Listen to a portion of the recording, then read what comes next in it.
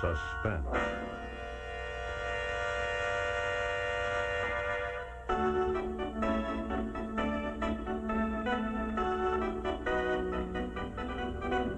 Your host this evening is Autolite, maker of the sensational wide gap Autolite resistor spark plug and the dependable Autolite Stay Full battery.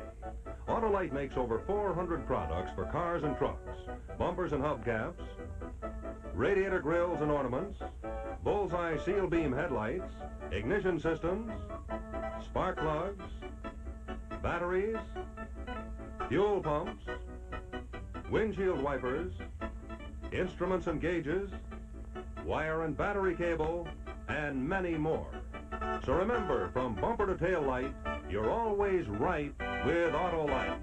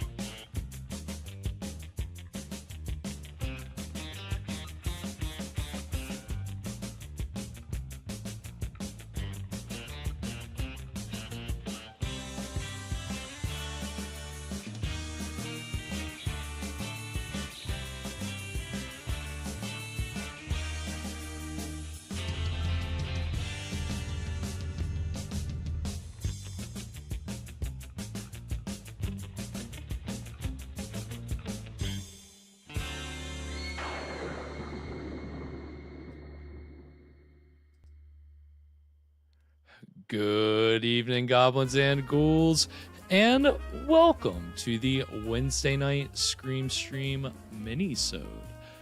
I'm your host, Spakenstein, joined as always by my very good friend, Mr. Evan Sink. Good evening, everybody. How we doing tonight, Evan? We're doing well. We're I'm feeling a little drained, y'all. Oh, like maybe you've been visited by some kind of night creature that's been sucking the life force, maybe even the blood from your body? Yeah, it's something that's been sucking the coffee right out of me. Oh, you can't keep the coffee through my veins. Coffee's running right through you. That's the problem. So now I'm all decaffeinated, but he's luckily not for long. Look at that steaming piping cup. Doesn't that just look delicious? Well, welcome everyone. Hope you're doing wonderful on this Wednesday evening. Hope everybody's doing well tonight. I see we've got our very good friends in the chat: Alana, Wayne, Kathy. Let me see. I'm gonna make sure I didn't miss anybody in here. Yeah, everybody's here, looking good. Hope everybody's having a good week so far. I hope everybody's been getting through it okay. It's, you're halfway there. It's hump day. And so we're here to unwind with some public domain horror as we do. And of course, if you're drained like Evan, this is the perfect way to kind of, riffing on some very, very old media is a great way to get your energy levels back up. Yeah. So if we've learned anything from the show, I think that's it, right? That's how I get through every work week. I just riff my way through it. Right. Hey, right? You're having a really hard time at work.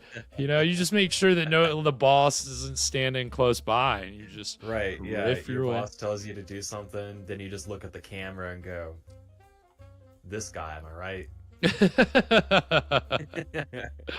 Yeah. As you start playing sound effects as they're walking around.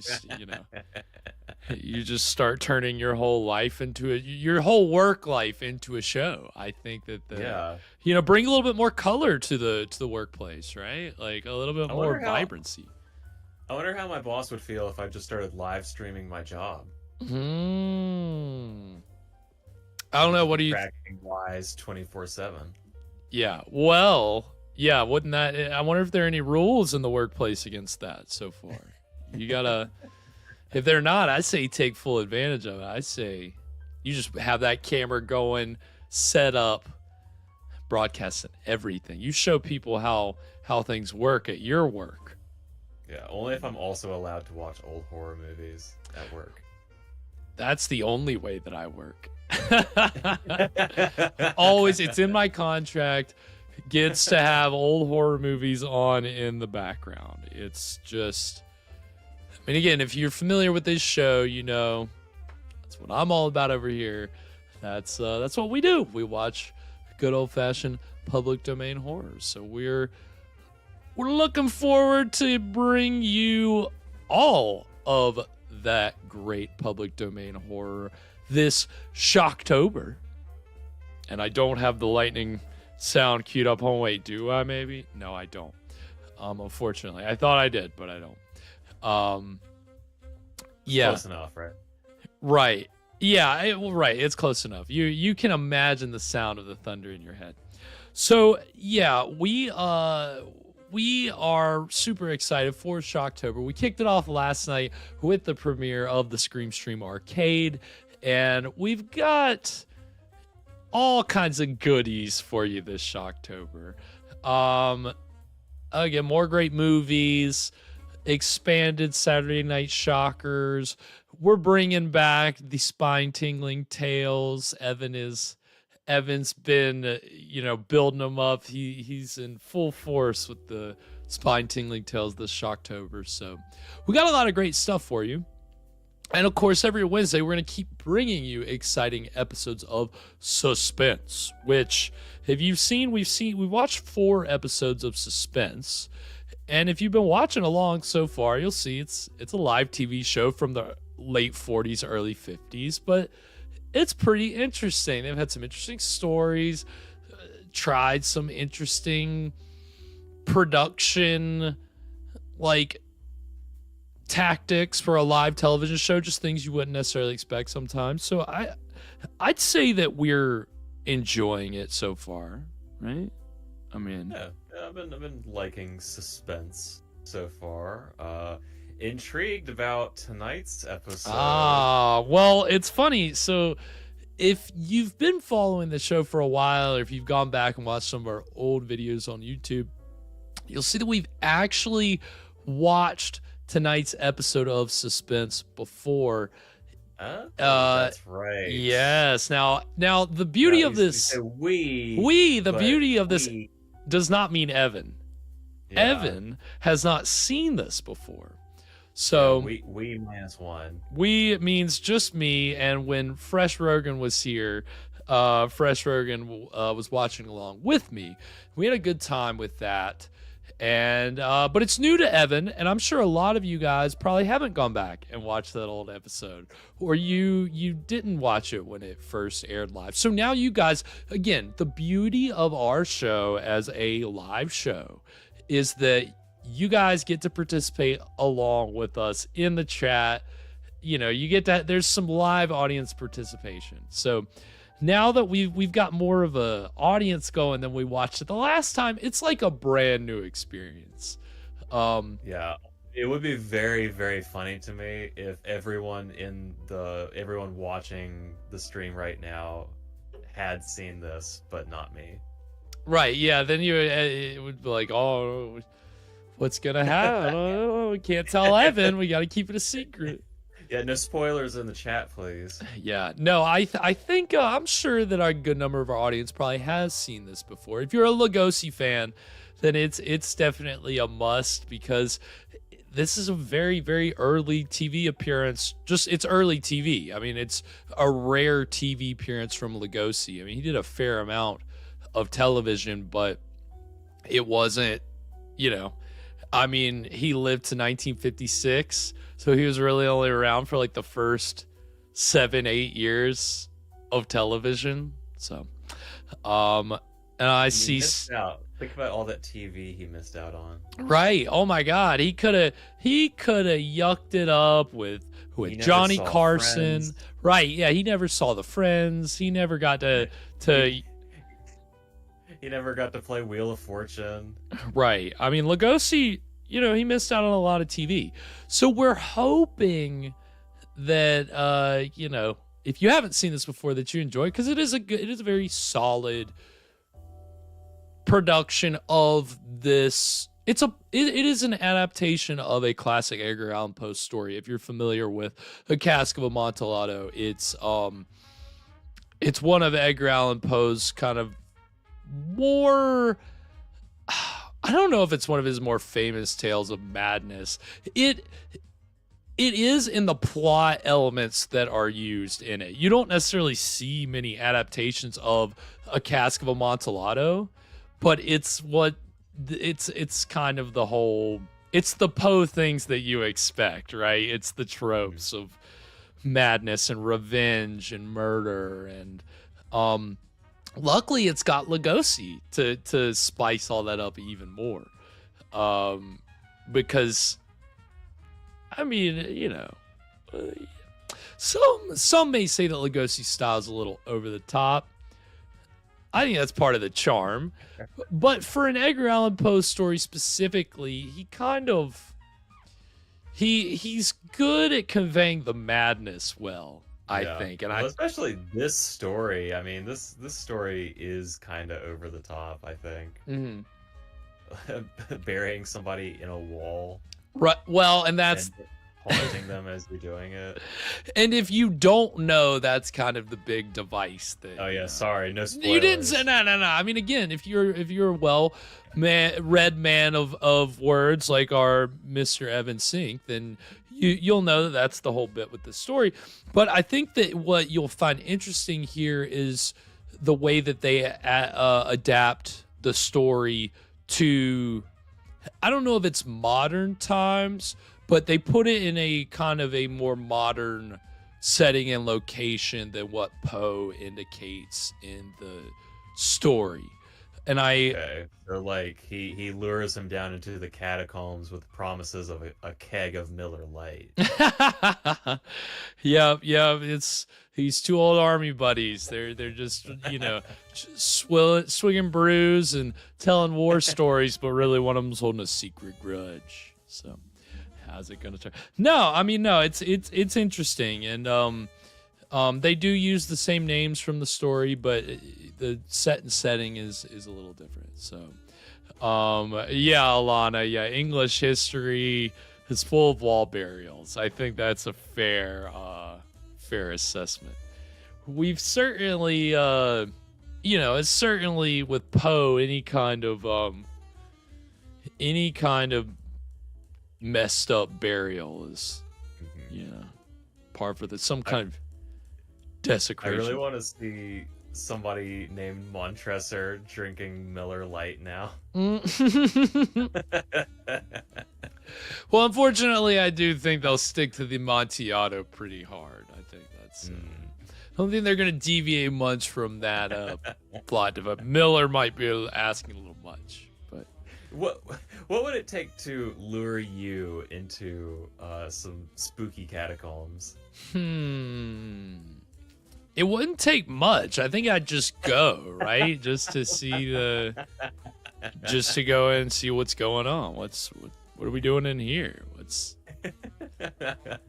What's the haps? See, there's no the reward is the experience. Exactly. Well, and isn't that the lesson from this whole show, right? The reward is the experience, which is again why we don't rewatch things too often here on this show.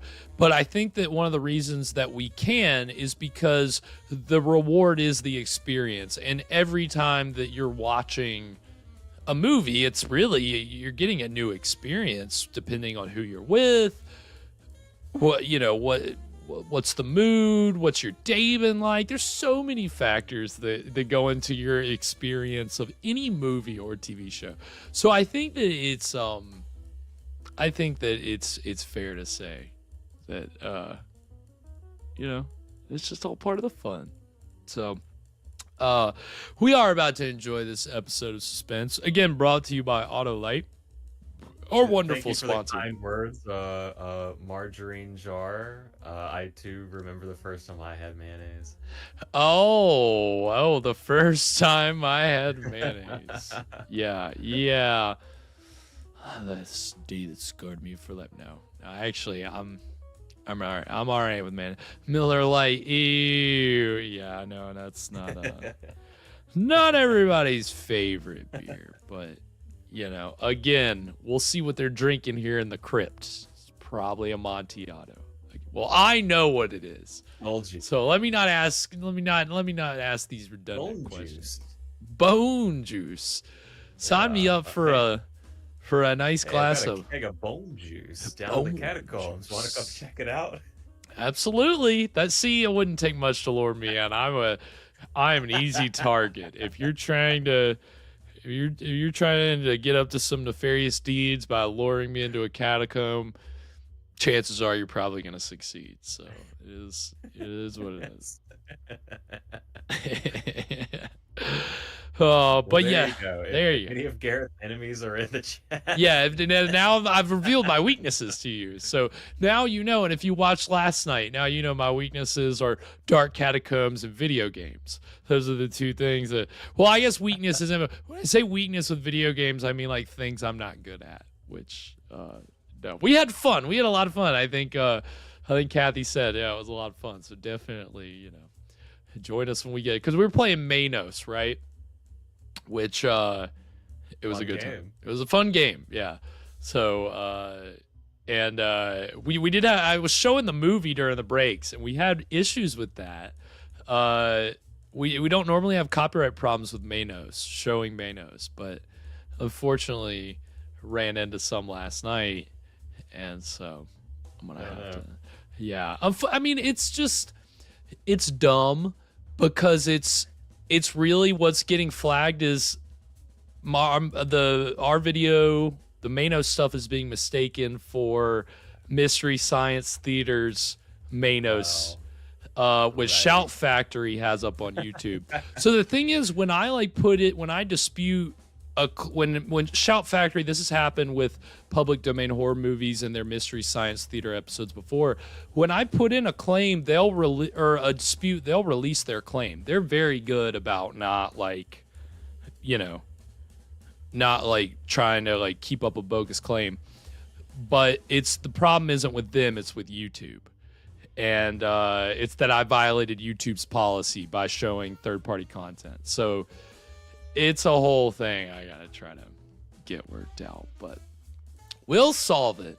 Yeah, we'll solve it as we tell them. Do you see any robots on here? This isn't.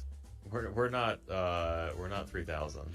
Well, unfortunately, Evan, bad news for you. I did introduce a robot last weekend into the Saturday Night Shockers. Factula. If you watched, you saw that we had Factula. I totally missed that. Factula. Yeah, Factula. He was a little buggy, but that's another new feature that we're bringing. The Shocktober is Factula, and he brings you fun facts during the movies in the chat. So he's a robot that's also a vampire. Is that what I'm right? Exactly. Who's knows a lot about public domain horror movies. So okay, we're very happy with that. What is he? I want to suck your oil.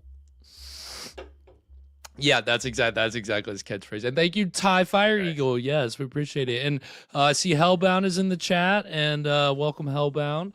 And now Hellbound, I was just talking about showing public domain movies on YouTube and how sometimes it's just YouTube and the claimant isn't the problem. And I sent a very long email to Hellbound, who was inquiring about showing public domain movies on YouTube, and so I was I wrote a book. I probably shouldn't have, but I was like, I'll just give him everything that the knowledge that we've acquired, because this is some channels have they do this too, and they try to do it for a while, but the copyright stuff is a lot, and so it is something that you got to navigate. So we're trying, and anything we can do to help other people navigate it, happy to do it. So but we're also happy to be about to get into tonight's exciting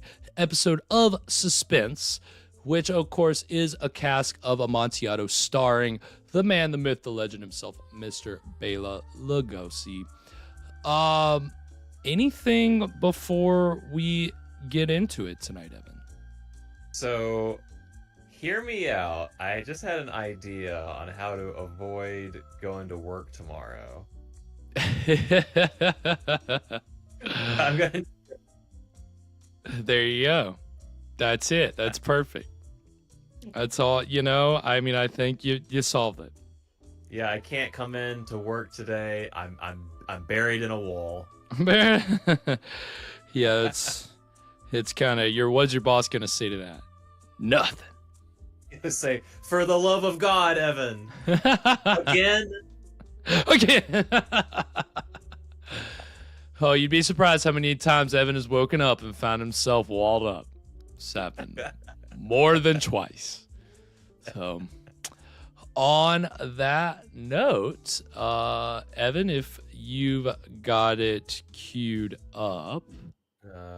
Dialing it in right now. All right, and I gave you the timestamp that I'm at, right? 106. Yep. Okay.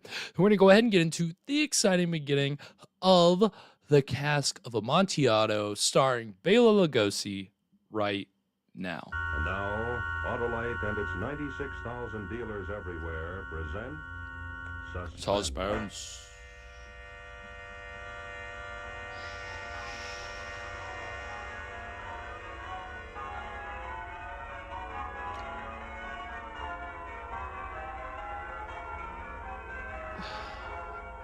You gotta love these little painted backdrops. Oh, wait a second. I clicked the wrong link. I'm so sorry. Oh, no. That was like the last episode. Oh, no. Oh, and I'll pause it for you real quick. I'm at 138. Oh, no. I'm at 138. You're fine. You're cool. You're cool. Wouldn't be the first time. You got it. Wait, did he send me the link? I did. Oh, there it is. Okay. I see it now. I did. You did. This was... All right. I don't have my glasses on. Oh, what, Evan? You don't have your glasses on. Yeah. Okay, Oh, I'm sorry. no. What did you say, 130? I'm at 138. Okay. And... Okay, I'm good now. If I could get my mouse working, my mouse is like not. You put some kind of curse on my mouse here, Evan. Oh no. What'd you do? A cursed mouse. All right, let's see. Did that work? Okay, yeah, that worked. All right. Okay, if you've got it queued up, Yep. we're gonna get into it right now. Sorry, everybody. Oh yeah, usually it's me. This was user error. That's right. Evan did make it up from the floor after those strong drinks on Friday.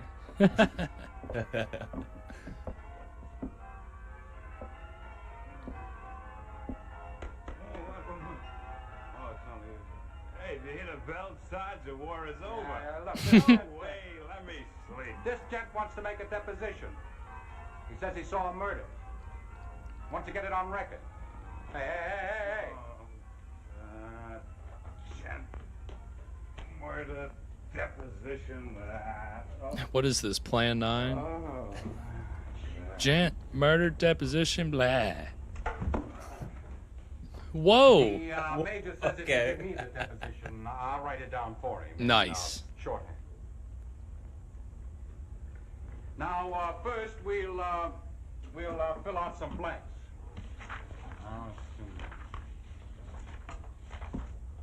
Okay, Count, spill it. Yeah, this is very modern, as you can tell. Thank you. Speaking in this 40s slang. This palace used to belong to me. Yeah? The whole shebang? Early in the war, when the fascists were in full power, I had to give this property to General Fortunato. Yeah? Actually, Fortunato used to be a stable boy here. But he rose by devious means until he became one of Mussolini's favorites. Oh, Ethan's And in the after house. that, Welcome, Ethan. A general. Uh-huh. Now, look, Duke, just give me who got killed, who killed, and how come you've seen it, huh? Now, first, we'll have the place, and then the time, and then the respective parties. The place. Yeah. Do you know that under this palace, way under, there is a catacomb? A catacomb? Yeah, I know. There's a wine cellar about a quarter of a mile. Of course he away. knows where the wine cellar is You keep at. forever going down a long spiral stairway. Every few steps, the corridor leads up, lined with vintage wine. And they keep that out of bounds for us. You know, after searching for 3 years for the whole of Italy, I can pronounce it the greatest wine cellar in I know it used to be. Okay, now, Count, place of murder, huh? Well, the catacomb is at the bottom of the spiral staircase. It is so far down that it's actually under a riverbed. Now, look, Duke, I know this is important to you, but all I need is just 5 words to fill in the blank. For thousands of years, my ancestors have been buried in that catacomb. He's gonna And give him the down whole Your life story. Highness, I'm telling you, baby, I don't need all that. All I I'm need is telling just you, 5 baby. words. Way under there is where the crime took place. Ah, that's better. Murder, catacomb. This is just customer service. Next, time of murder. People are always dying to give you their life story. Time. Now, what do you say, Prince? Let's blow your nose and get on, huh? Was that an improv? When General Fortunato took over this palace, I must say first that by that time he had acquired so much power that he could force me to let him marry my youngest and dearest sister. Yeah, why the heck did you let him? Why don't you poke him one? What? You Americans are so charming and so simple. I didn't poke him one, my dear boy, because at his call came stormtroopers and torture chambers. Do I want to know what Pokemon means? Okay, Count. Time of murder, huh? Time.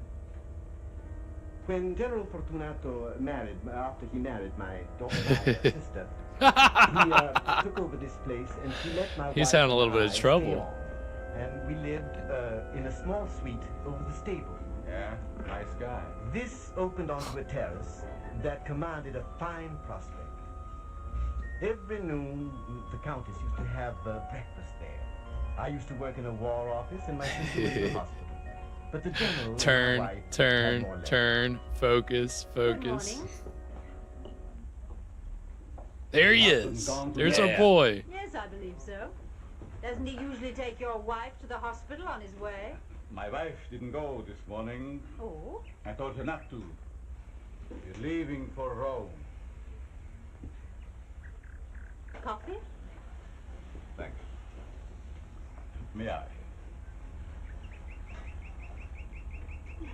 Don't you think you might button your shirt? Doesn't whet my appetite. We're flying in 15 minutes. Perhaps you could have one of your colonels to deputize to comb your hair for you in the morning. Do you know what that means? What are you chewing on? It means I won't come back. Not until the war is over, anyway. You'll keep amused. Without you, Why not? Am I part of your pleasure? come to Rome. Don't be ridiculous. Couldn't you spend the winter in Rome? Where should I live? We shut up our house there. I could get you a luxurious apartment. I dare say you'd steal it from someone if I'd let you. You could help me in Rome.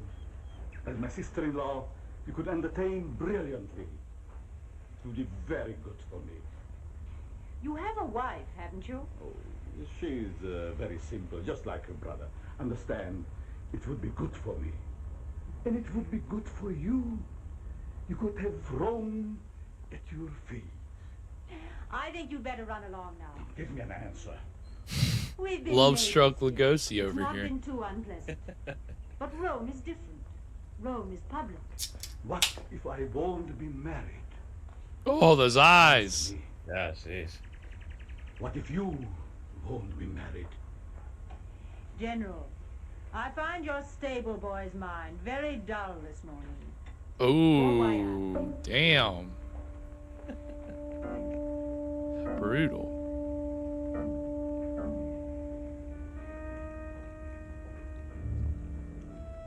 Are you chewing gum? Stop it. And then? Is he chewing gum and smoking? Exactly Can you 1 do year that? later, Do the people general do sat in that? the same chair. By that time, my sister had been killed in an airplane It's accident, and my menthol wife gum. was living in Rome. And it's On April nicotine 12th, gum the and general came menthol roaring cigarettes. out Nicotine from gum, Rome he's and smoking got candy his mind cigarettes. He had previously taken over. He invited himself to dinner. And half an hour later, the murder took place. And then I started blasting. Is he just randomly, wildly firing around? That's great. Are you finding yourself game? Dogs! Sport. Dogs nesting in the chimneys. And one glass window when an old lady shook her hand at me. Yeah, I miss bubblegum cigars, Very Dog much Star. I Those were have the to say best. myself, but since the war, you know. Who cares why we have that cellar? Who wants food? Our eyes met. I knew why he had come north. They're playing this like through the speaker on the stage. I really didn't care. I had come to a point where life or death held no preference. In that warm April sunlight, the red wine glowed and gurgled like blood. And I gave up. What hope for me? He was Ilduce's darling. He had a secret police of his own. Actually, I suppose he thought he was being very decent to come in person. He might have sent his agents. I wonder what they're really Well, my friend, drinking. What do you hear from your wife these days? She's in Rome, isn't she? How should I know? You're the husband. Surely the husband knows of the wife and her whereabouts. She spent the winter there, I believe, trying to secure a divorce. Do you have a cigarette? Here.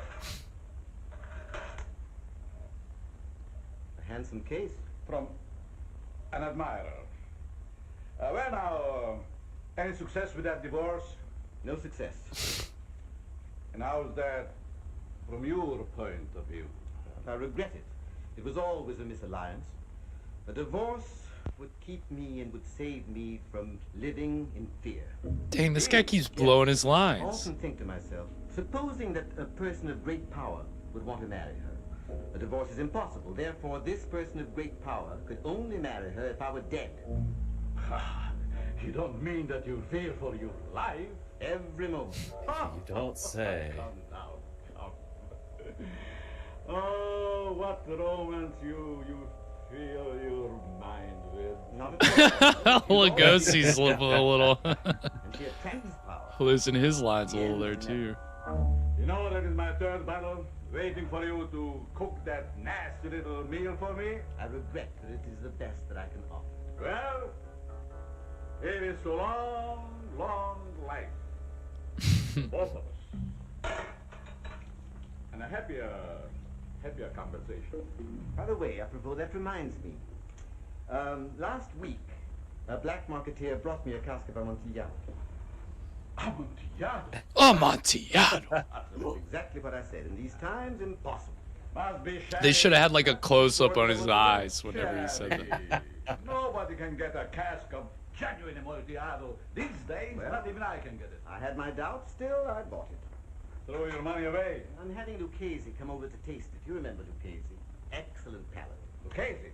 That old fool doesn't know wine from water. Well, of course, he hasn't got your palate.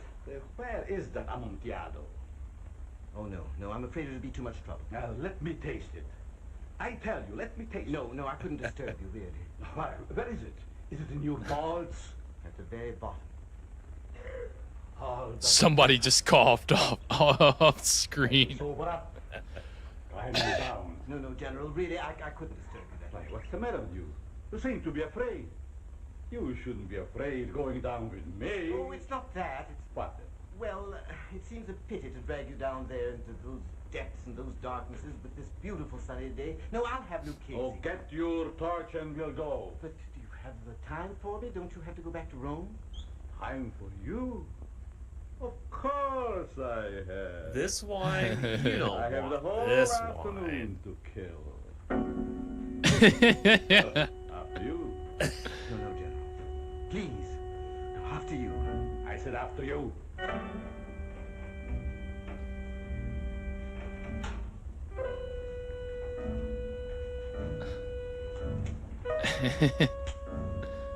Have a little bit of trouble there the first time. Boom, boom, boom. Dun, dun, dun. His cell phone? Oh my God! Traveler. And that is gonna take us to our first break. So that was the exciting first half of A Cask of Amontillado. What are we thinking so far, Evan? So, what immediately stands out to me is this like interesting dynamic between these two guys, because it almost feels like our Montresor character is trying to out Lugosi. Like I see him trying to do the eyes at him. Okay. So that's an interesting read. So you're familiar with the story. You've read this story before. It's been a little while since I've read it, but right. yeah. You remember the basic. Yeah, I remember how it basically plays out. Right. Well, yeah, and it's funny. I guess so. Would you say that you feel like Lugosi is kind of like you would have almost expected him to be the other role? Yeah. You're surprised he's not the madman? A little, yeah. I think he could have played the other character perfectly well. I mean, it seems like he's having fun with this role. I think he couldn't. Yeah, I couldn't pass up resist playing this drunk guy. This drunk general. And now I gotta leave it up to you and the audience to decide: is Bela playing drunk, or did he get a little bit of aid to help him play drunk? Did he have a little flask of Amontillado? Or was there really wine there on that table in those glasses? See, I doubt even in those days they'd really do that. But every once in a while you'll hear stories about, oh yeah, they swapped out the bottle with and of course we remember the stories of Lon Chaney Jr. whenever he was on Tales of Tomorrow playing Frankenstein's monster, and according to the makeup man, got absolutely sauced. Again, that was the makeup man's recollection. So the performance, you have to kind of be the judge. It definitely it's a little shaky in some spots. Lugosi here, I don't know, he's playing drunk in a way that, like, you can tell he's having fun with it, but it's, sometimes like he's playing it a little too good. A little too good at playing drunk. I would love to see that, like actors who are really good at pretending to be drunk. And I love how in our chat, Alana, he's sauce, dog star. He was drunk. I mean, it wouldn't shock me. But it's funny because he drunk playing Lugosi, whatever you consider him to be here. In this performance playing drunk, it sounds like Tommy Wiseau. That's who drunk Bela Lugosi is reminding me of, is Tommy Wiseau. It's funny you say that because I was thinking the same thing. He's like, I don't know, just there's something about how's the divorce? Yeah, plan? That's what it was. You hit the nail on the head there, Evan. That was the scene that made me think of The Room when he's like, they're just shooting the shit, and the way that Bela's talking is just like. So tell me about your sex life. That's pretty much what we got there in that scene. So we're getting Bela Lugosi's version of The Room tonight. So I hope everybody was prepared for that. I mean, there is like some kind of a love triangle going on. I got very confused when the other guy was trying to explain his wife and his daughter and who was what and where, his sister. He said them all. I got very confused. Yeah, so we got a lot of. I don't know who that lady was in the beginning. Characters. I don't know who this guy's wife is. I don't know who because Lugosi's talked about his wife. So I don't know. But there's obviously some kind of love triangle going on here. So I think that we got a room situation. Definitely. Yeah, we've got a love quadrangle. Or maybe it's triangle. Maybe it's bigger than that. Yeah, Dogster, this isn't quite as bad as the Orson Welles wine commercial outtakes. Infamous wine commercial. Yeah, I would say that you could put the Chaney Tales of Tomorrow performance on that level. If you really do believe that when he picks that chair up and puts it down that he is mumbling save for later. It's up to debate. I think I've heard it sometimes. Other times, I don't know that I did hear it. So it's up to the viewer to decide, was Lon Chaney Jr. drunk whenever he was on TV. So, Sears, this is brought to us by Autolite, right? Autolite is paying for Lugosi to maybe get drunk. Yeah, pretty much. Just like either Maslin or Chrysler watch bands was paying for Cheney to get drunk. Again, that's the beauty of television sponsorship back in the day, is that, you know, this is the infancy of television, so there's no rules. You think that there's any rules about, oh, you can't have alcohol on the set, you can't have blah, blah, blah. Hey, it's anything goes, baby. Oh, yeah, you know, everybody's got a bar in their dressing room. Everybody's got, like, you know, giant cigarette boxes everywhere. It's a party. Look, I gotta loosen up a little bit if I'm gonna perform. I'm about to go on television live to millions of people. I gotta be on my, I gotta be loose. So, I think that was the... thinking of some performers back in the day, you know, Lugosi, I don't know. If you've followed before, you know, we talked about Lugosi's history, his career, his life, and this was filmed live in 1949. So Lugosi's career in 1949, he was just coming off of Abbott and Costello Meet Frankenstein. I think that was 1948. And really, that was his last big movie. I mean, that was his last studio movie. He did a few other movies after that, but it was like mostly the Ed Wood stuff. So not considered his best work, you know? Right. Yeah. But this is like, you know, Lugosi was still... He hadn't really, like, hit rock bottom, but this is probably about the time that his substance issues probably kind of started to get out of control. I don't have the facts in front of me, unfortunately, and I can't remember the exact years that Lugosi was kind of struggling with this stuff, but I know it wasn't like a lifetime thing. It wasn't like Lugosi was always an addict. But it was definitely more toward like the end of his career that he had certain health issues that came up and caused him to be prescribed medicines and to imbibe and all these things. So, yeah, and that's right, Dog Star. That's a very good point. Who are we to talk? Who are we to judge? Here I am, beer in my hand, and you know, if it was Lugosi's choice, tonight he would have had a beer in one hand and a shot in the other. But unfortunately, the script called for wine, so hey, he'll get drunk on wine. He'll make it work, whatever the script calls for. Lugosi's a consummate professional, as we know. So he sometimes drinks wine. I feel really bad now that I missed the most obvious joke about this whole thing from the jump. And I've seen this before, and I don't think we ever made that joke when we watched this before.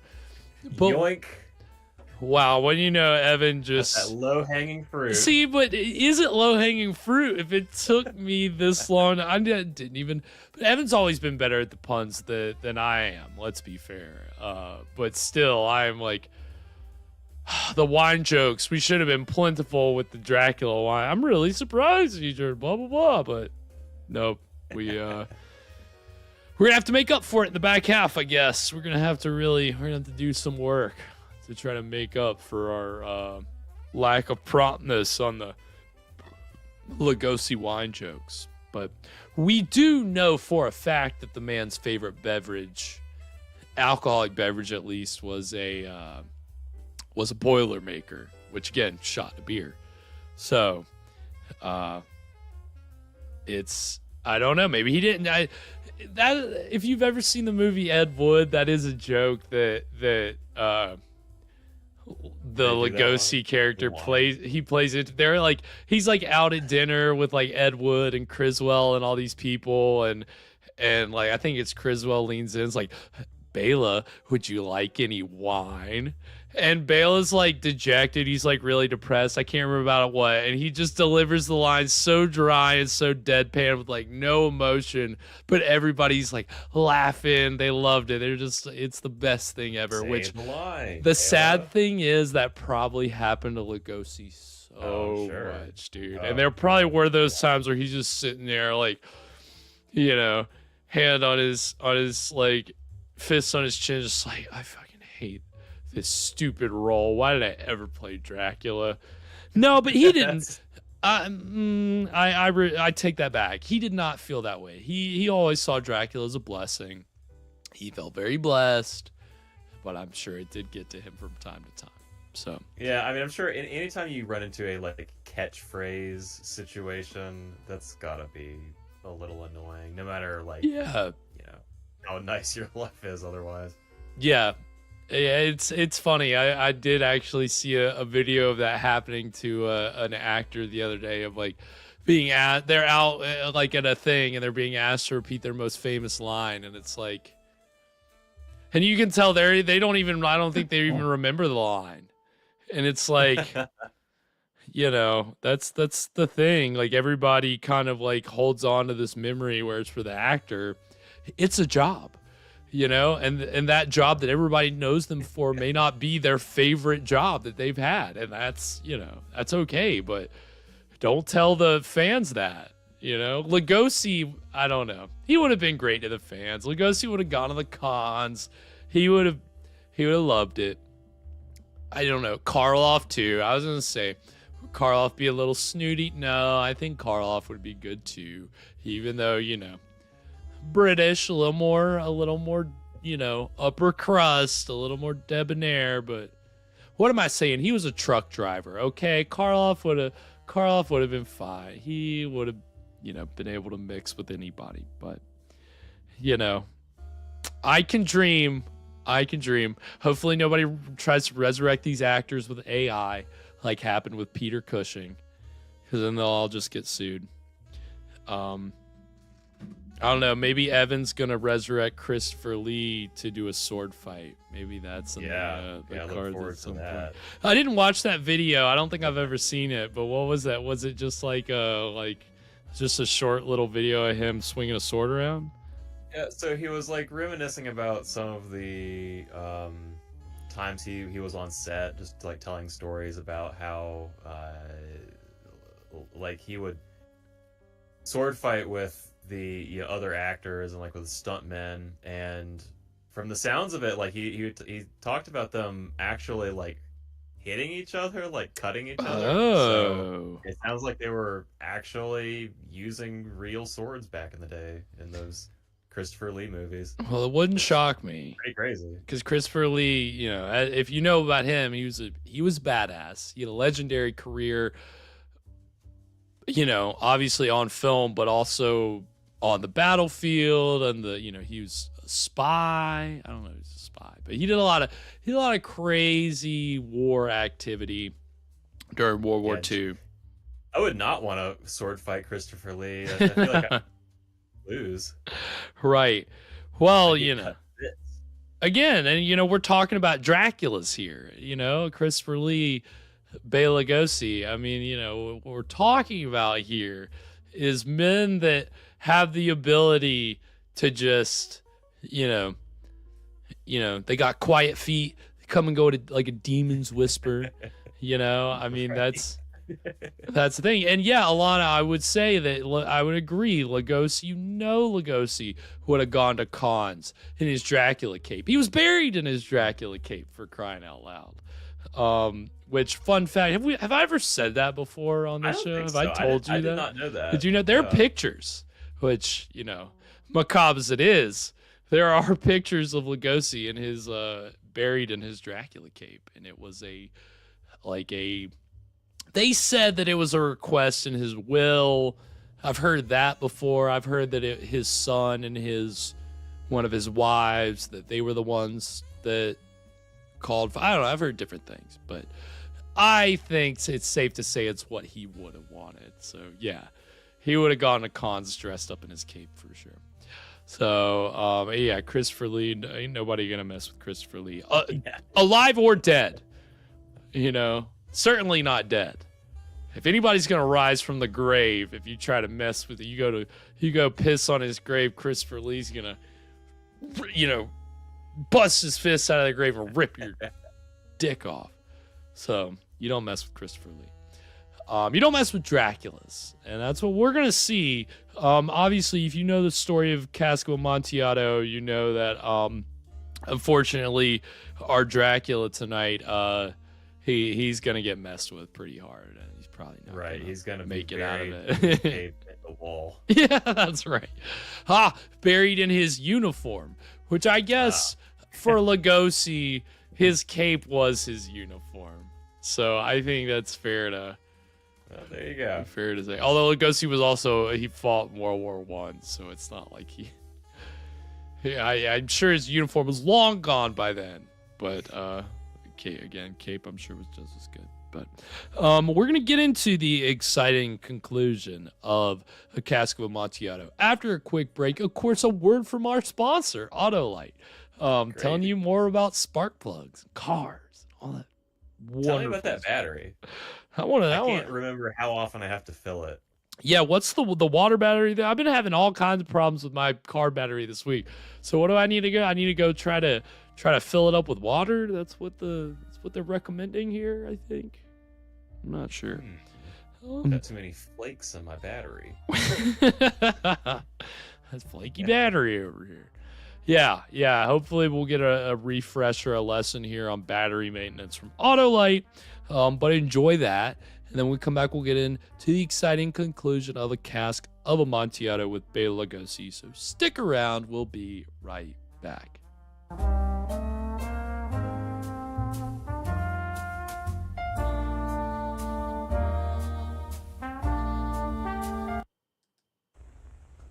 In just a moment, we'll see the second act of this evening's suspense story.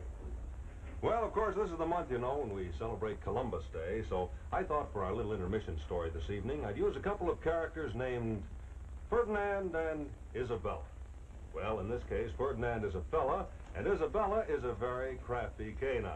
Now, it seems that Ferdinand and Isabella were seeking new worlds to conquer at the Columbus Circle Dog Show, but Ferdinand's old boat was giving Isabella such a rough ride that she was ready to abdicate. So then our canine queen took command of the situation and said, I'll pawn all of my jewels for a set of those new wide-gap Autolite resistor spark plugs. And darned if she didn't. In fact, she even threw in one of her best dog bones on the deal, too. But seriously, friends, your car will give you smoother engine performance with leaner gas mixtures at idle and low throttle speeds when you get a set of Autolite resistor spark plugs with a revolutionary new wide spark gap setting. Now, what makes this wide gap practical is the new exclusive 10,000 ohm Autolite resistor. There's one built right into every Autolite resistor spark plug. And believe me, that's really important. For a long time, automotive engineers have known the advantages of a wider spark gap, but it took Autolite's ignition know-how to make the wide gap practical. From the minute you install wide-gap Autolite resistor spark plugs in your car, you can count on quicker starting at low temperatures. In addition, the wide gap will give you smoother engine performance with leaner gas mixtures at low speeds or when your car is idling. Naturally, because you can use a leaner gas mixture, you'll use less gas. And another thing, the wide-gap Autolite resistor spark plugs actually check radio and television interference. So, why don't you take advantage of all these wonderful features? It's very simple. All you have to do is see your nearest Autolite dealer tomorrow and have him install a set of those wide-gap Autolite resistor spark plugs in your car. Well, now, would you like to know how our canine queen Isabella made out at the dog show after her smooth ride with those new Autolite resistor spark plugs? Well, sir, she took first prize, best in the show. And the well-deserved blue ribbon she was awarded had some real blue ribbon advice on it. Doggone right. You're always right with Autolite.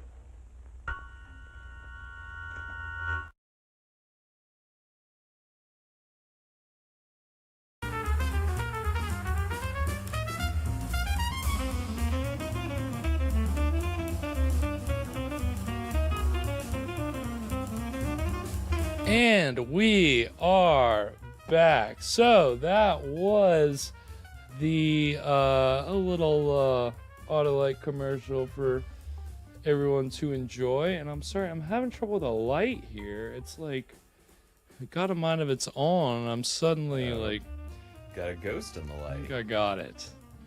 Yeah, man, Ghost in the Light. So I gotta figure it out. Oh, got the dude in the chat. Welcome, the dude. Welcome. Hope you're having a great Wednesday so far, and we are back here, about to get into the exciting conclusion of A Cask of Amontillado, starring Bela Lugosi, which we're, again, anytime that we're graced with the presence of Lugosi, it's a special night. I think that's safe to say. Of course. Right. And I was like, again, I was like a first mini-sode of Shocktober. Got to do it right. So I felt like Lugosi was kind of a good way to give us something a little special here. And he does have a birthday this month. If you didn't know, it is the man's birthday. Okay. Do you know what day? It's the 20th, because I thought about saving this episode to being like closer, and if it was gonna be like if his birthday fell on like a Wednesday or a Friday, I was like, oh god, we gotta, but it didn't, unfortunately. So I was like, well, we'll just go ahead and we'll kick off with some Lugosi. So but we'll be celebrating him again. I know, we save Lugosi usually for the end of seasons. We kind of blew through the best public domain Lugosi movies out of the jump, unfortunately. I got a little too excited, a little too ahead of myself with how much I love some of these Lugosi movies, and didn't save them. So but we still got some decent ones, and we'll have one for this finale, and every finale, I mean, for the next at least year. We've got enough Lugosi movies to get us to then. So we're happy to have Lugosi tonight, and again, in the role of this drunk military officer who was going to try to flee before the war ended, and he was probably inevitably tried for war crimes, and he was going to try to flee, but now it seems like his dastardly deeds are catching up to him in another unfortunate way. And we're gonna get some wine justice. Wine justice, that's what it is. And, all the names so far, it seems like all the names are the same from the story, which is kind of an interesting thing to keep with all the changes that they're making, to at least keep the names the same. That was like, one thing that Fortunato, although they're saying it differently, I can't remember how they're saying it, but they got a cool way of saying it. But yeah, so we're gonna see. I mean, again, I know what happens. Most of you, if you read the story, you know what happens. But we're in for a treat either way. Lugosi getting to act his brains out is what you're about to see. It's a lot of fun.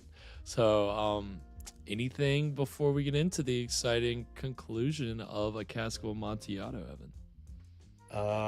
Yeah, oh, excuse me.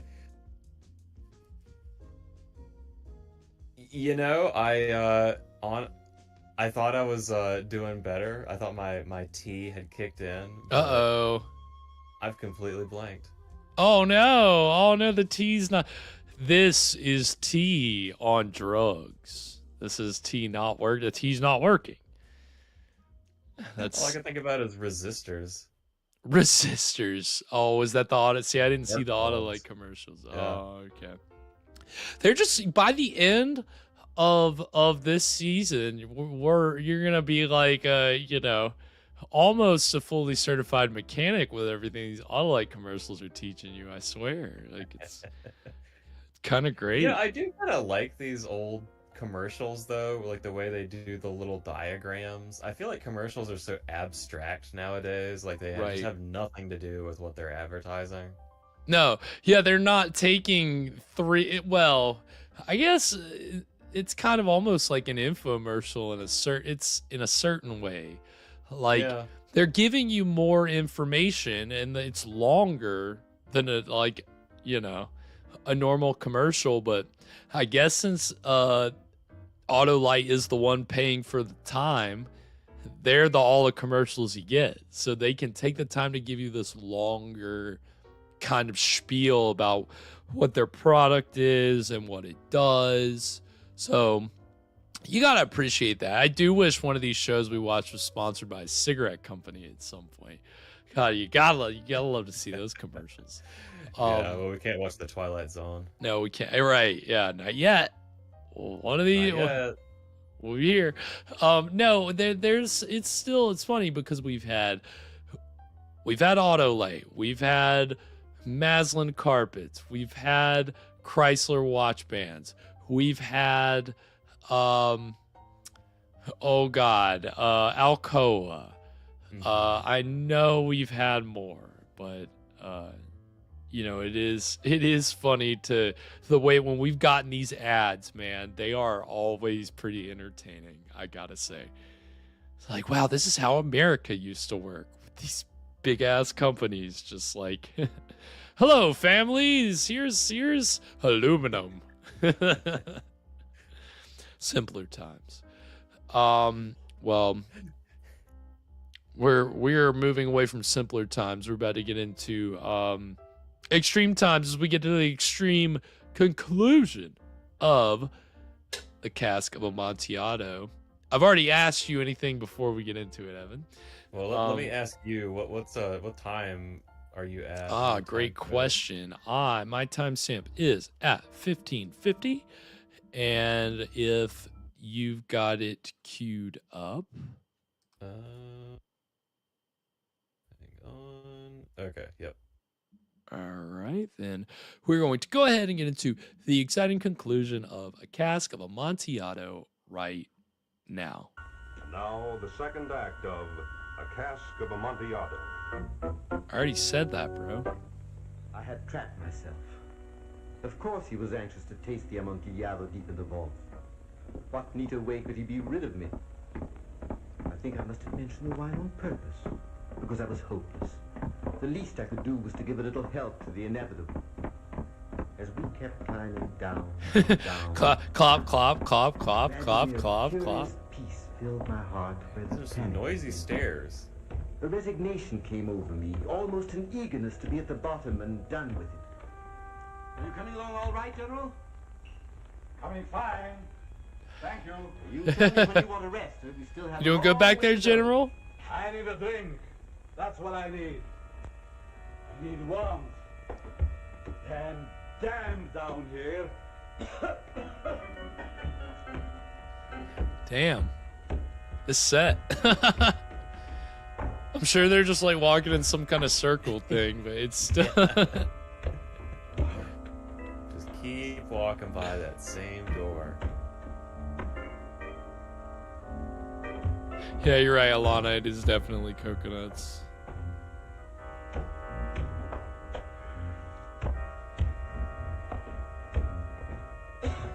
I don't think he's gonna have to bury him alive. He's gonna keel over. die of a heart attack before he even gets down there.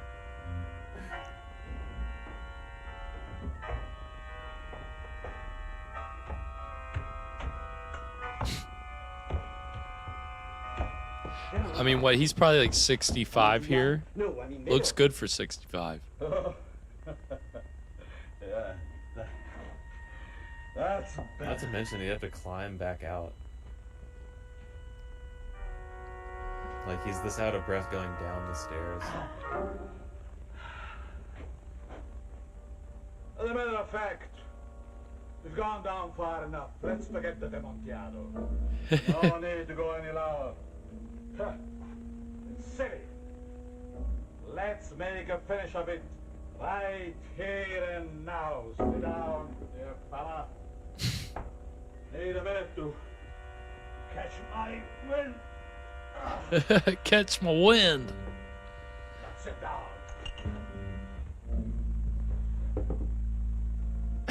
Look at him swig that. I mean, it looks like water, maybe. I owe you a great deal and I give you credit for it. Even when I was your stable boy, you saw I had a hand to run things. And I was always aware of a great eagerness on your part, that is true. So you gave me money to go to school. 3 years, and I was back here and manager of the whole place. Now look at me. Look at me now and... I must say, General, you have always been able to forge your way ahead. Do you want me to tell you the truth about yourself? Well, this is as good time as any other. You know, when you made the biggest mistake of your life, I think I'm beginning to find out. I will tell you. When you didn't join the party, that's when. The party. Wink. If I hadn't get in on You the know what ground party floor, he's I talking wouldn't about. have been the boss here now The life of over the the whole party. town, would I? No, My dear Count, And if you hadn't been the boss, I wouldn't have let you marry my sister. that's right. What? Hey, hey, you were catching on. That's right, because, don't you see, if I hadn't married your sister, I wouldn't have had the money to buy my way in Rome. And if you hadn't married my sister, she wouldn't be dead. What do you mean by that? Well, if you hadn't been married to her, she wouldn't have been in the plane with you. Oh. That's different. What? I see. Well, can't help accidents. Matter of fact, your sister was never right for me. Oh, Just like you. I need a woman of ambition. Someone like my wife? Yes, if you say so. And then you really would have reached the top, huh? You know, life he hit that bottle. of steps. Definitely You what? not supposed to You happen. go down. And it seems that I have to go down. Count. That second lasted a year. Lugosi said count. Was on me. I thought of my sister. I thought of the lovely April sunlight that was far above me. I thought of all the tenderness of life trampled on in the name of the dictator state. Suddenly, at that last breathing moment, the ridiculous thought struck me. Why am I so weak? Why don't I kill him? Yeah, it was a little confusing, Kathy, for Where are you sure. running to? Come back here. I command you. Come back. I command you. That's a go-to Lugosi line. Count. It was an improv.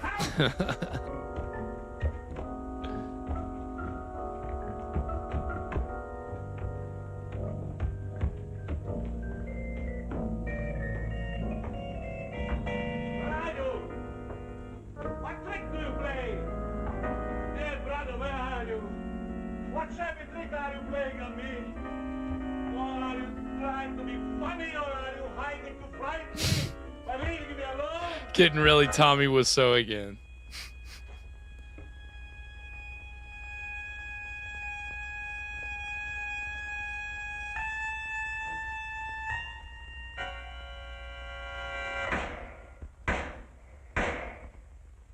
Jesus. Come on down, it's only a little bit further. The Amontillado is down here. Are you coming, brother? Coming. Brother. They're not really brothers, but.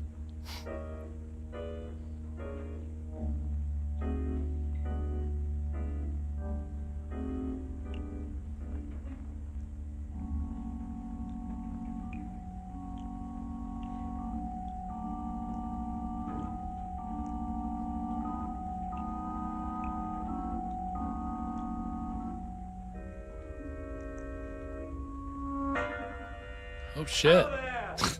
Hello. Yep, these shackles are just a permanent installment in my in my This is my Catacomb. BDSM catacomb. yeah.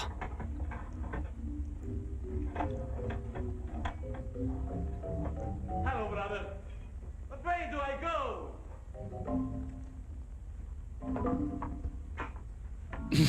Nice. There it is. Friggin' brick wall, dude.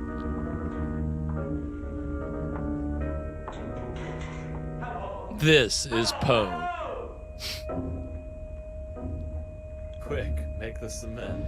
Yeah, did we really forget the logistics? Poe didn't describe the whole, oh, I had to mix the mortar. I thought I lost you. Did you hear my gun? Oh, I'm so awkward. I always stumble when I drink. Yeah. That's very damp here. Oh, that dripping water. Is that a cord? I'm under the river now. I feel the dampness in my bones.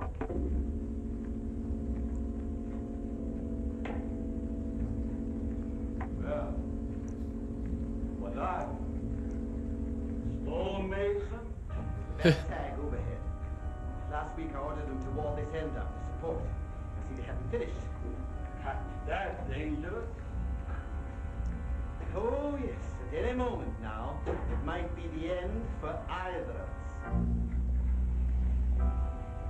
Oh, I hope, gentlemen, you don't mind a few bones lying around. It's only my family, or I should say, our family. I don't see any thought bones. I ought to, clean the vault out before they sealed it.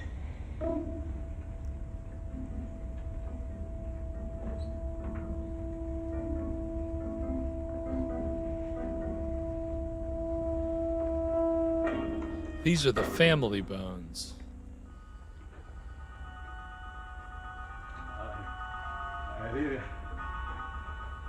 I didn't kill you, sister. It was an accident. Pure accident. And your wife, she came after me. She came, I swear it. Would you like to be buried with my ancestors? You wouldn't dare shoot me. If you don't back into that vault, I will. They would find me and they would kill you. They would torture you. Back into that vault.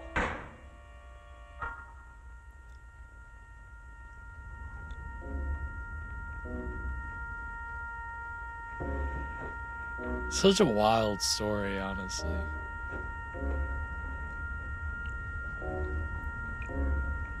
Could you imagine being walled up in a fucking crib alive? Did you feel the change?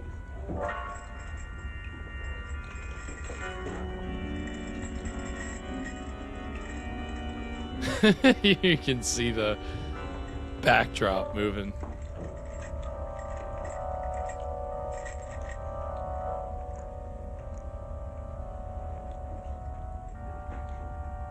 Why don't you shoot me? Huh? What are you doing? What is that?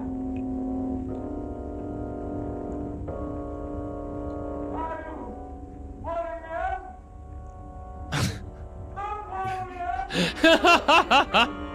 You're gonna put it on Lugosi to just yell, "Don't wall me up." You're not gonna actually show. Oh, okay, here we go. Some clean masonry work. He didn't need those workers. Brutal.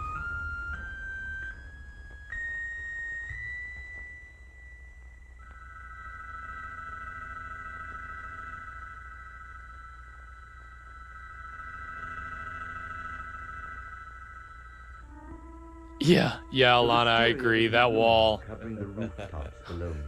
If the support is already an issue, I don't think that wall's Enjoying going the to. sunlight and the general cigarettes.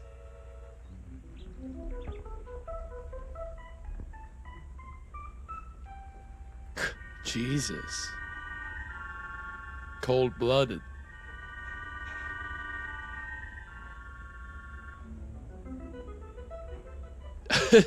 Riveting. Then what'd you do? What'd you do then?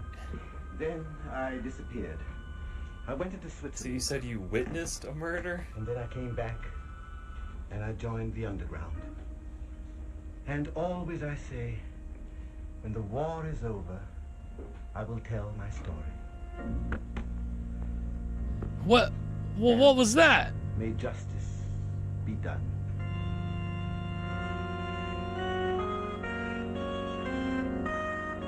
Wow. Jeez, kind of a weird end. Rex Oh, myself. hold on, it's Rex Marshall. Hold on. Next week's suspense story. But first, here's a parade of some of the more than 4. Oh, hell yeah, we're getting a parade. Oh, cool. From coast to coast. Fucking love stop motion battery action. And of course, the batteries. The Autolite Stay Full batteries. Batteries that need water only 3 times This a is year amazing. in normal car use. Remember, friends, Look at all this stuff. You're always right with Autolite. Autolite on parade. Ding. Next week, our story of suspense will What's be next week? The Serpent. Also, be sure to listen to I don't know. Suspense each Thursday night on the radio. Oh, you can listen. This is CBS, the Columbia Broadcasting System. Wow. Well, that was Suspense. What a cask of Amontillado. What did we think, Evan? I love how invested that soldier was at the end. Like, they come out of the story, and he's like, and then what happened? Then what did you do? Like, Yeah. imagine if you were, like, turning yourself in for a crime, and you're, like, telling the cops your story, and they just... and then what? Just, What- yeah, what- on what the edge of this. happened Okay, what? I gotta hear how this ends. Yeah. Yeah. Well, you know, that's when you're about to have a criminal that's gonna have a big time like media circus. So you want to get the scoop so that you can give the big interview later on. You know, because eventually you'll be like, oh, I'm the jailer. I got the whole story, and then you just you sell it off to the highest bidder, and that's capitalism, baby. They're gonna let this guy go because he told a really entertaining story. Doesn't that kind of seem like how it ended? Like he looked like he was about to leave. That's what it looked like. They didn't look like they were jumping to arrest him or anything. Yeah, and he was like, I'll tell my story eventually. And it's like, didn't you just like come here to say that you witnessed a murder? I mean, honestly, though, if this is after the war and this guy comes in and says, "Hey, I killed a fascist general," they probably would let him go. They'd probably say, "Cool, great." Yeah, I guess it was different times back then, right? We can't say what the proper rules of what Geneva Convention. I don't know. Who knows? Yeah, what is it a war crime to bury somebody behind a wall? That's a good. The Geneva Convention land on that one? Yeah, I don't know if the Geneva Convention accounts for Poe. I don't know if you would think it would fall somewhere under the torture section. They'd have a bit about Poe, like torture methods, and like Poe is right out. Something. Yeah. I mean, let's set some ground rules here. Let's just say that Poe shit's fucked up, and it should be off limits in the rules of war. No pits, no pendulums. If I see a single black cat running around this POW camp, it's gonna be hell to pay. Yeah, it was a wall crime this evening, Alana. That's right. It's for some reason last time that I saw this, I felt like I remembered like Lugosi getting to do a little more with his like demise, like getting a little more close-ups and going a little bigger with it. Yeah, I'll say that the ending felt a little quick. Yeah. And maybe they were pressed for time, and so they couldn't, they just kind of had to, rush through that the climactic point. Because Lugosi was doing a great job with, agonizing over it and, communicating the, terror. But I don't think that they covered it. I mean, again, I understand that the limitations of live TV, but I know we've seen other episodes of this where the coverage has been better for the last scene.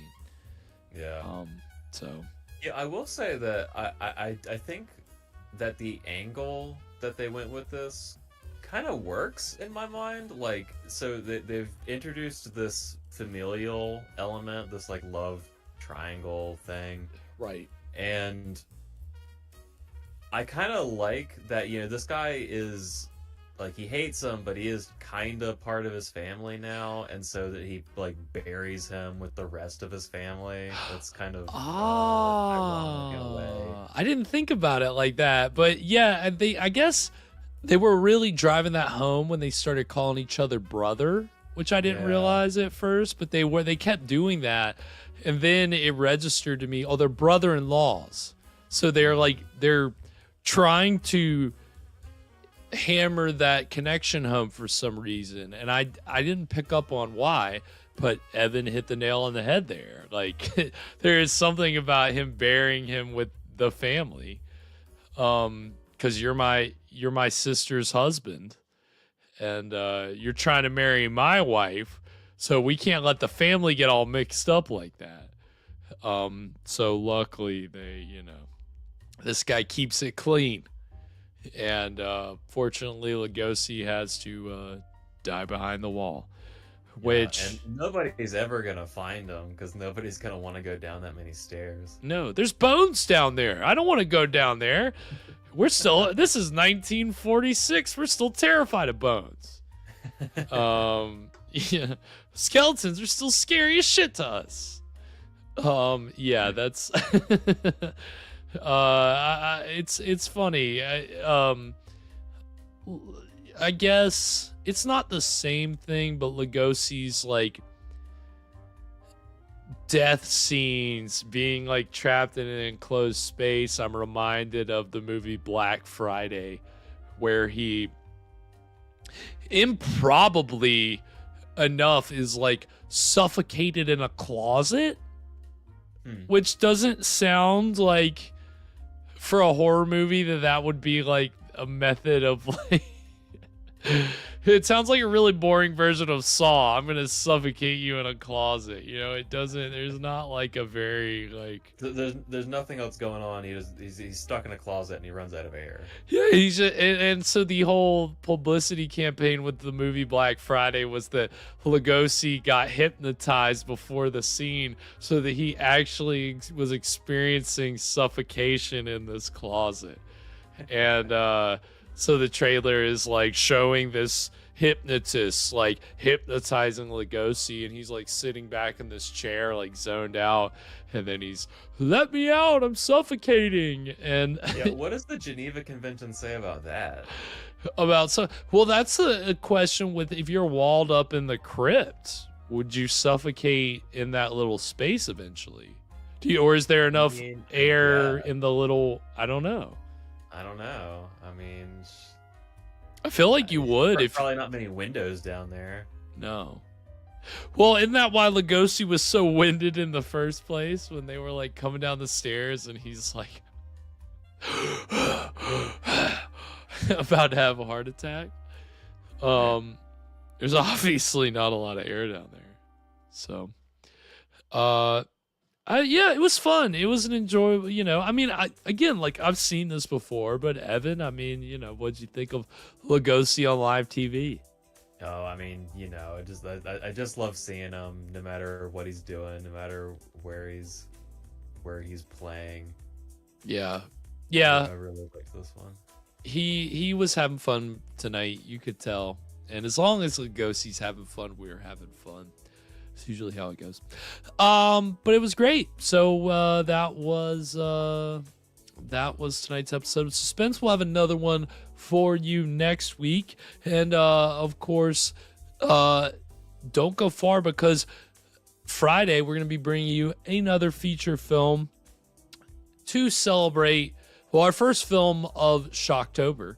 And we got an interesting one for you, because this is it's an American re-edit of a seminal early horror classic. So that might be a little controversial, because it is kind of a butchering of that classic, but it's public domain. So I think it's, I think it deserves fair to. game. It's fair game. We deserve to watch it.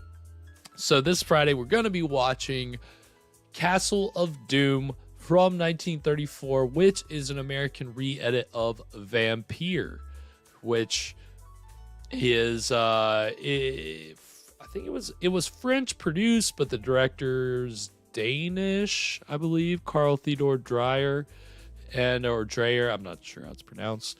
But it's got amazing, beautiful, surreal imagery. The original, I mean, obviously this does too, because it's the same exact imagery. They've just they've dubbed over it and recut it, you know. Okay. And so some stuff's been cut out or rearranged. The story's been all kind of rewritten based on this, you know, American writer and writing new narration. So and I'm trying to restore it. So I'm like taking a restored version of Vampire and then I'm cutting to the edit of Castle of Doom so that we have a good looking version, because it sounds like shit and technically it looks like shit, but if I can at least give you a version that looks good, I think it'll be a little more bearable than if we watch it in its current state, which is pretty hard to watch because it's okay. Well, it's pretty cool. It has not been restored. It's restoration. Yeah, we got a little restoration. Well, it's pretty lazy restoration, but it's a restoration nonetheless. And speaking of restoration, Evan's gonna restore all of us and himself, hopefully, because I know Evan's been feeling a little sluggish. He's gonna restore all of us on Friday with a delicious cocktail, which he pairs with the evening's film and a little segment which he calls "What were you drinking?" What are we going to be drinking Friday, Evan? Well, I hope you're ready for a cup full of blood. Good down-home hospitality, southern blood, because we're going down south this week for a Southern Vampire. That's this week's drink, and that's it's amaretto, Southern Comfort, fresh lime juice, and cheer wine. Ooh. Yeah, okay, yeah, which you may or may not be able to get. That's a kind of a regional thing down here, but we like it. We like our cheer wine. Yeah, we're big cheer wine people over here. It's our local beverage. And so hopefully you can find some cheer wine near you. It's not actual wine, it's a soda. Sometimes you have to clarify. People don't know. I don't blame it. You don't get mad. You understand people don't. You're not familiar with it, but it is a very delicious cherry flavor, which I'm not a cherry guy. I'll tell you right up. I don't like cherries. I will eat certain cherry flavored things, but not huge about it. But cheer wine, almost like for me, Coca-Cola, cheer wine, everything else. So, okay. I gotta put it in perspective. I'm sure most of our viewers out there, you probably have, because I know you're kind of scattered around, so I'm sure some of our viewers out there have a local soda that they're, is kind of a tried and true. So I love like little regional sodas that you can only find in certain places. They're like little hidden treasures in our country. Yeah, cheer wine is certainly a hidden treasure, and okay, Kathy, I'm glad, because I would have hated you for feeling so. They said cheer wine, and I've looked all over the wine sections. I can't find it. No. Where can I find some cheer wine? What aisle is that on? You're gonna want to go a few hundred miles to the southeast. You better believe that I've gone out of state and when I was a kid and gone to restaurants and asked for cheer wine, and they look at you like, we don't serve wine to minors. And it's like,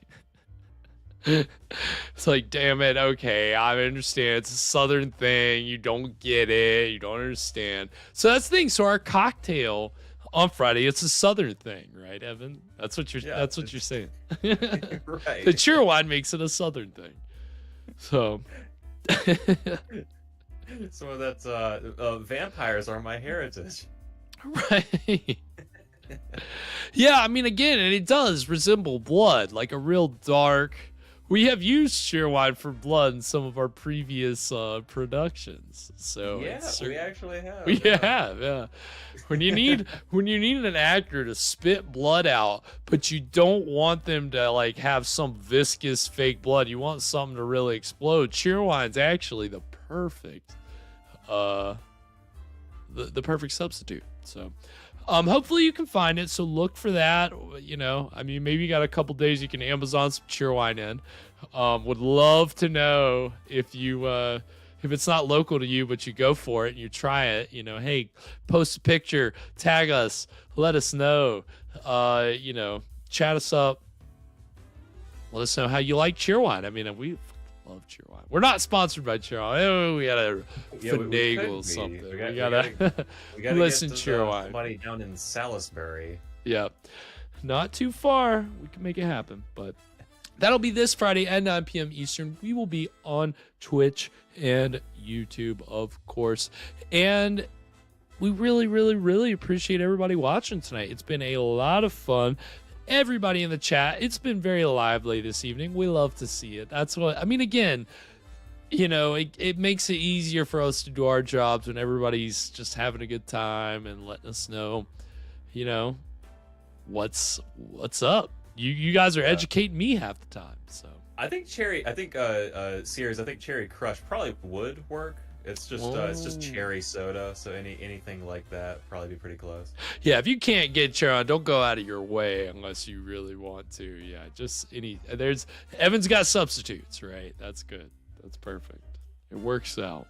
So we're that'll be good. But we'll be bringing that to you this Friday, and looking forward to seeing everybody there then. Again, Lana, Sears, Kathy, Wayne, Nice Fan, Dog Star. I know the dude popped in the chat. I know some of our new chatters. So we've had some new chatters, some other people. I'm trying to scroll back through. And my scroll is not recent. It cuts out. Ty, that's right. Ty Fire Girl. Thank you, everybody. It's been so much fun. Of course, if you want to follow the show on the socials, you want to find Evan's recipe for the cocktail. You can find that over on our Instagram page at ScreamStream Live. We're over on all the socials at ScreamStream Live. So find recipes, find out what movie we're watching next, all that good stuff. Of course, if you want to follow Evan or myself on the socials, you can find me over on Twitter at Spakenstein, and Mr. Emsink is on Twitter and Instagram at Caligari Cursed. Of course, any of our past episodes, you can find those over on the YouTube page, ScreamStream Live as well. Like, subscribe. Again, it's spooky season. It's Shocktober for us. So anything, if you enjoy the show, if you're having fun, spread the word.